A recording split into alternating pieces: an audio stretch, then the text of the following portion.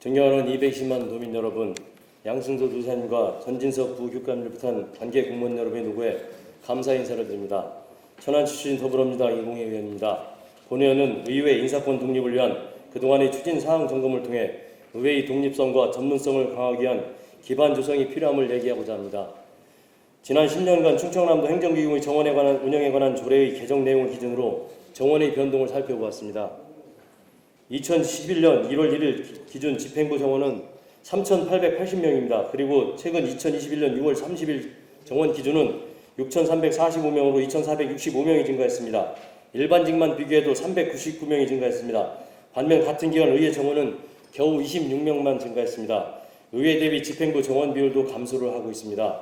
지난 5일 도가 인사운영 협약서를 체결하였습니다. 협약서를 자세하게 읽어보았지만 의회의 인사권 독립에 관련된 부분은 찾아볼 수가 없고 지방자치법 개정된 부분을 정리한 것에 불과합니다. 그리고 이 협약서의 내용대로면 인사권 독립 전후에 의회가 달라지는 것이 무엇이 있을지 알 수가 없었습니다.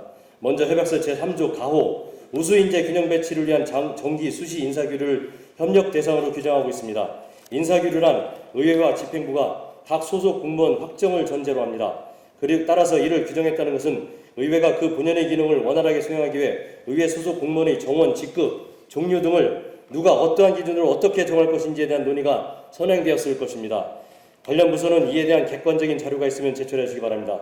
그리고 나호, 신규 채용, 시험, 도 위탁은 집행부 현재 기관인 의회에 적합한 인재 채용을 집행부에 맡긴다는 것이며 이는 30년 동안 노력한 의회 인사권 독립을 무의로 돌리는 것입니다. 지난 7월 운영위원회 의회 사무처 업무 보고에 따르면 의회 공무원 정원은 144명입니다.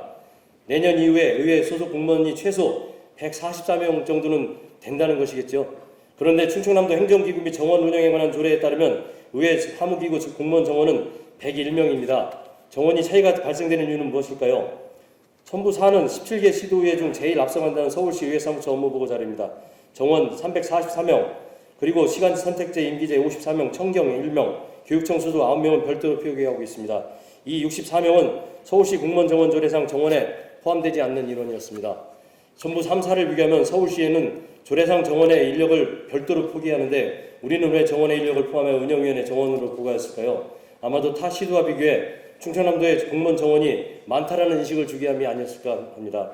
이에 본 의원은 인사권 독립이 기반인 의회 공무원 정원에 대해 좀 더 객관적인 판단을 하고자 17개 시도의회 공무원 정원 현황을 살펴보았습니다. 충남은 주민 1,000명당 도공무원 3명으로 전국 평균 2.36명보다 많은 전국 6위, 그러나 도의회 공무원 대비 집행부 공무원 정원 비율은 전국 평균 1.71%에 미치지 못하는 1.59%입니다.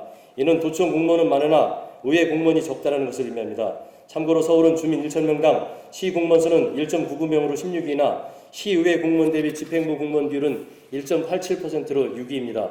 서울시의회가 앞서간다는 말을 듣는 것은 의회 공무원 정원 도주에 있는 것입니다. 의회 주요 분야는 전문가에게, 행정은 일반직 공무원에게 맡기는 것입니다. 즉 주요 상임위 등의 수석, 전문위원, 직원의 일반 임기제 공무원 비율이 60%입니다. 그럼 이제부터 우리 충남도에는 무엇을 준비할까요?